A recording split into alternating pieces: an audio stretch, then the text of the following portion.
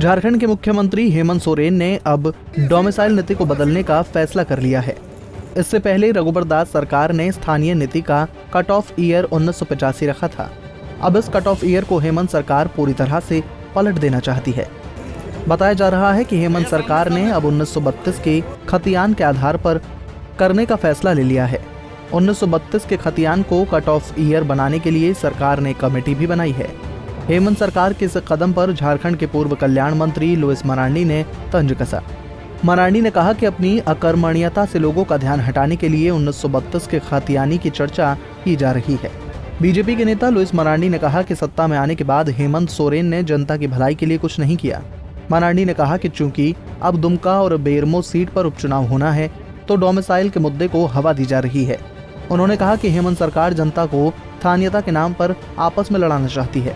उन्होंने कहा कि जनता हेमंत सोरेन सरकार की इस चाल को समझती है और वो समय आने पर करारा जवाब देगी। ये सरकार का 7 महीना लगभग पूरा हो गया। यह सरकार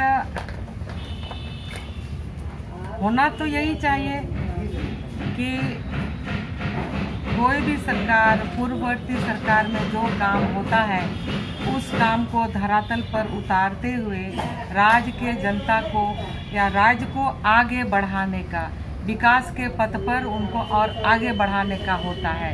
लेकिन इस 7 महीना के कार्यकाल में अभी तक एक भी काम आप दिखा दीजिए तो ये सरकार सिर्फ बोलने वाली सरकार है, ट्विटर पर चलने वाली सरकार है। डोमिसाइल का मुद्दा लंबे समय से झारखंड की राजनीति का केंद्र है। इस मुद्दे के आधार पर राजनीतिक दल आदिवासी समाज के वोट को पाले में करने की कोशिश करते हैं। जब एनआरसी में भारत सरकार ने 1971 के कट ऑफ डेट तय किया था तो कांग्रेस और झारखंड मुक्ति मोर्चा ने इसका खुलकर विरोध किया। लेकिन अब सत्ता में आने के बाद डोमिसाइल के लिए 1932 के खतियानी को आधार बनाने की बात करने से ये साफ हो गया कि सत्ता में आने के बाद नेता अपनी पुरानी बातों को कैसे भूल जाते हैं। झारखंड की रघुवर दास की सरकार ने पूर्व में यहाँ स्थानीयता नीति को लागू करते हुए इसमें कट ऑफ डेट 1985 निर्धारित किया था।